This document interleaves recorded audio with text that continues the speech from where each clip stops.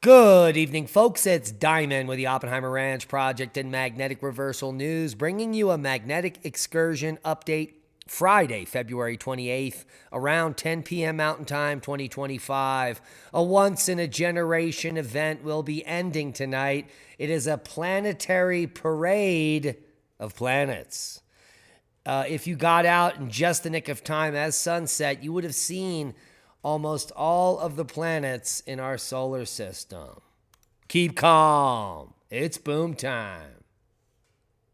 Well, as we've been predicting for the last week, it's looking clearer and clearer. A severe weather outbreak is going to be happening next week in the south, including tornadoes, flooding rain, and holy macaroni. A roller coaster of temperatures and snowfall could continue all spring in north central Ohio, with 30 to 40 inches of snow forecast for Colorado by mid-month, from 4 storm punches as March starts in a flurry. And we have some snow on tap for Maine. It's insane to kick off the weekend with frigid temperatures to follow, and that means that New Hampshire is not out of the woods either. More snow late Friday night than bitter cold by Sunday. Let's check out the full forecast. Elevated to critical fire weather concerns and strong winds for the central U.S. Snow across the upper Great Lakes and the Northeast. A strong clipper system will move southward across the Great Lakes and into the Northeast through the weekend. Strong winds are expected from the plains through the Great Lakes and the Ohio Valley, with the potential for any fires that initiate to spread quickly due to dry conditions, and those red flag warnings. Meanwhile, accumulating snow is anticipated in the Great Lakes and the Northeast, as we are not out of the winter woods just yet. Let's take a look at the GFS model. You can see where that low pressure system is hovering above the Great Lakes right now, 3, 6, 9 hours. By tomorrow afternoon, that will be moving off and away from the Northeast as another system moves into the west to bring heavy snow to the Sierras and all of the high elevation terrain west of the Rockies. And then it's also going to hit the Four Corners region here, which is good news. It looks like maybe Sunday through Tuesday, and then that's when this system gains strength here, and it is going to be a big one. Starting around Tuesday afternoon, we could be seeing some severe weather popping up in East Texas, as well as Arkansas, Missouri, Louisiana, and more, as this baby makes a beeline across the country later this week. Tuesday, Wednesday, and by Thursday, it should be on the coast and moving offshore, while the effects in the Northeast will still be seen Thursday and Friday through the end of the week, when another system enters the picture, one after the other. But it is spring, ding, ding, and we should be looking for heavy hail, tornadoes, severe weather threats, flooding, and more, as things are definitely spicing up on the map. Let's take a look at the total snowfall for March. And March is the biggest snow month for Colorado, and sometimes for huge nor'easters. None of them showing up here right now for March, but you know how these weather patterns can change. It's insane. It's looking like a very snowy pattern for the West throughout all of March, and maybe even for the central tier. We'll walk through some of these snowfall totals hour by hour. Here we are Friday night, 369. By morning, there's the snow on the ground in the Northeast. By Sunday, we're going to be seeing some snow coming into the high elevations in the west through Monday morning. That's the snowfall on the ground. Here is your Monday, Tuesday, Wednesday, and that's when that storm is going to pick up. Severe weather for the southeast, not showing up on this map. Thursday and Friday, Saturday and Sunday into next week. So that's the next week we have ahead, and it's looking pretty spicy as far as the snowfall is. Shut up, Al! Get in your hole! Al Gore's giving me back talk. No bunt cake for Al tonight. Al Gore says it doesn't snow anymore. That's why we keep in the hole.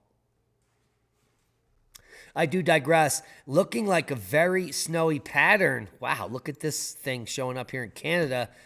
in mid-March. So we've got to buckle up, Buttercup. Lots of snow on the way, and we need it. Seismic update. We've got some interesting rumblers worldwide. A 5.2 all up here in Tiksi, Russia, up near the Arctic Circle there. Maybe even, no, that's not in it. Here's one in the Arctic Circle. 4.7 up in the Arctic Ocean. Take a look at the U.S. Moderate activity on the West Coast. Frac quakes to the south here in Texas, the nexus of the Schmexus. We've got a 5.0 in Tlaxcala, Mexico. And let's take a look at the seismic swarm in the Caribe. Still ongoing, so crossing our fingers there that we got no tsunami threats or major quakes coming out from that region. Overall, low-level activity worldwide, albeit some interesting outliers over the last 24 hours. If you're worrying about the seismic swarm at Santorini, don't be. It's basically petered off completely in the last 48 hours. Very low level seismic activity compared to the last 14 days or the month as a whole. So take a look at the last few days here. Basically nothing happening. So if this was magmatic, indeed, a huge amount of magma wasn't placed over a period of several weeks. And that means that an eruption is imminent in the next months or years, perhaps. But we're going to keep a close eye on Santorini as things develop there. But in the past 48 hours, almost nothing happening in the region. The rest of the erupting volcanoes for the day include Liwatobi to 6,000 feet, Ibu puffing and passing today, Semedu, who knew, now you do, 15,000-foot blast there, Conleon on the list, 9,000-foot puff, Liwatobi, an eruption was reported, Rapehu volcano in New Zealand. The crater lake remains at 20 degrees C and unchanged. Ducono to 9,000 feet. Santaguito volcanic ash advisory. Nevado de Ruiz possible volcanic ash emissions there. Raventador to 14,000 foot today. Ibu puffing and passing. Conleon as well. Liwatobi to 9. Semedu to 15,000. Ducono to 9,000 feet. And not much going on today. Liwatobi to 9,000. Yeah, just a low-level activity, which is good news for those that live in volcanic zones. The final volcano for the day, which is actually for tomorrow, which is March 1st, not February 29th. That was last year. I do digress. Ducono to 11,000 feet is the first volcano to kick off March 1st. A quick look at space weather. Those coronal holes are now moving away from us, but that didn't stop coronal hole 18 from coupling with us earlier today. Another bump up in plasma speed brought us up above 750 kilometers per second, which pushed us back into low-level G1 geomagnetic storm earlier today. That's all over. These coronal holes are gone, and well, so is the space weather as far as Earth-based. But we had a massive eruption off of the far side of the sun. Another day, another large coronal mass ejection, or CME, that is thankfully not directed towards Earth. A Type 2 radio emission with an estimated velocity of 1,151 kilometers per second was detected at 1,700 UTC today. This was a result of a far side event behind the West Limb. Better luck next time if you're hoping for a kill shot. Now, a once-in-a-generation cosmic event we've been talking about for weeks is, well, this is the last night to go get it, and here's how you see it. You go out and you look south, and then you look east, west, then east and west, and then you go, Venus, oh my God, there are all the planets. That's how you do it. It would help if you have an app on your phone to actually tell you if what you're looking at is the actual planet. But all of the planets except for Mercury have already fallen into alignment, making a parade of 6. And this small planet is set to join them to complete the cosmic event. Uranus and Neptune require binoculars tonight or a telescope because they're far away. Hey, hey. But you can see Jupiter, Venus, and many other planets all in one place, including, not Earth because you're standing on it, but Mars, Jupiter, Uranus, Venus, Neptune, Mercury, and Saturn will form a line shortly after sunset, which is now depleting. But Venus is still up and out there. I just looked. So go out and look up, and it doesn't look anything like this picture. We've talked about it, and it's now up in space. NASA's brand new lunar Trailblazer probe is now suffering a glitch on the way to the moon. Well, DEI much? How many billions of dollars were spent on this program, and when they turned it on, it glitched out? Yeah, the probe launched just 2 days ago, and here is an artist depiction of the lunar Trailblazer at work. The funny thing is that it's not working. So that artist depiction is incorrect because it's not at work. The lunar Trailblazer powered up and began transmitting data after launch, but its operators began noticing power issues and subsequently lost communications with the probe some 12 hours after launch. Mission operators at Caltech and the Jet Propulsion Laboratories were able to reestablish contact with the spacecraft hours later, but are still working with NASA ground stations to reestablish telemetry and commanding to better access the power system issues and develop potential solutions. You know what that means? Yeah, they don't know nothing. And this baby is currently lost in space. Thanks to your taxpayer dollars. Thanks, NASA. 22,000-year-old tracks are the earliest evidence of transport vehicles. We've talked about the tracks in White Sands. This is groundbreaking. It's pushing the Clovis first narrative completely out the window and off a cliff, which is good news because there are many other sites that contradict the Clovis first. And it will take decades of us chipping away at it for finally mainstream to pick it up because we put it down.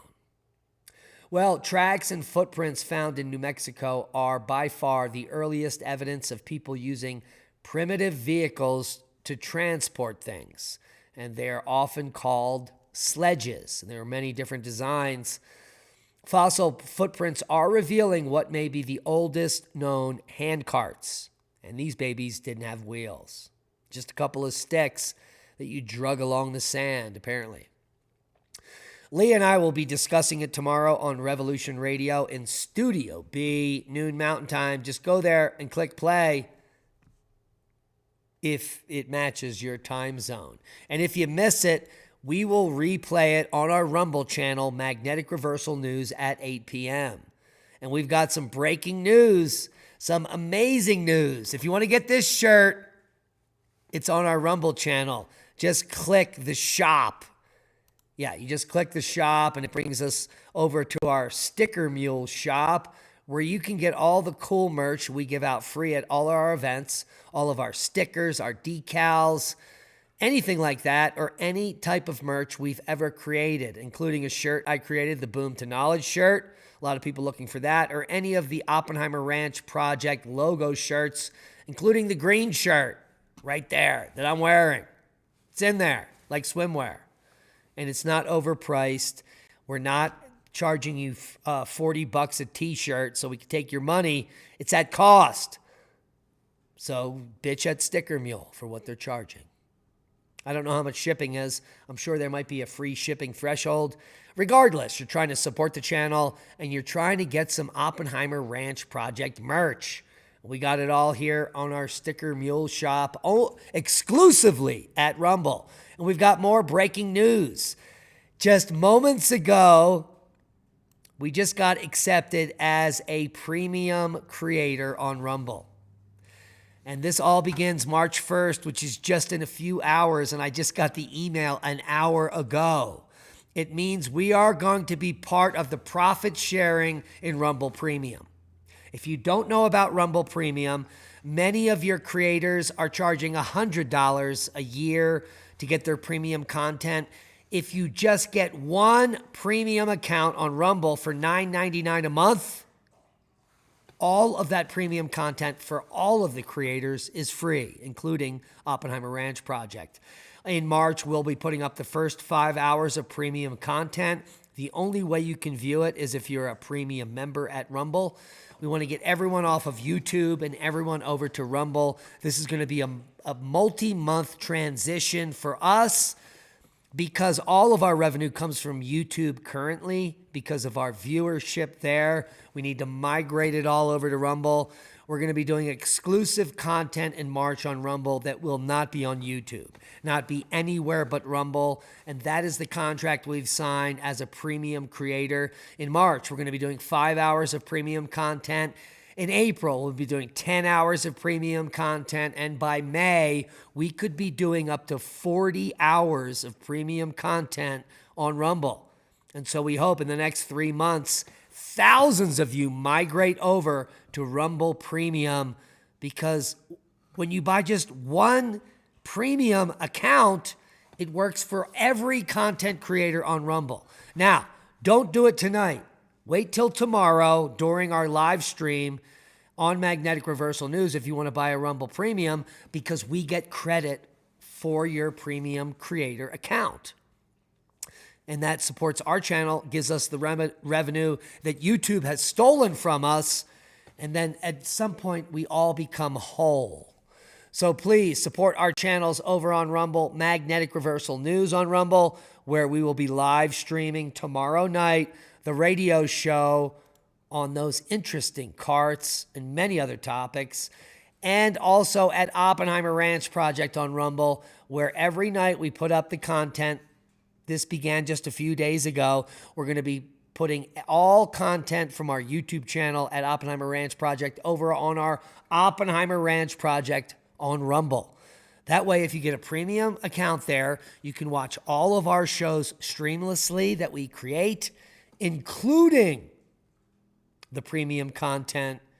So go get it. And that is a boom to knowledge. We are excited about Rumble Premium. We've been accepted, and we hope you all help us migrate over there and become, well, Rumble Premium awesome. We love each and every one of you. Be safe, and that is a boom.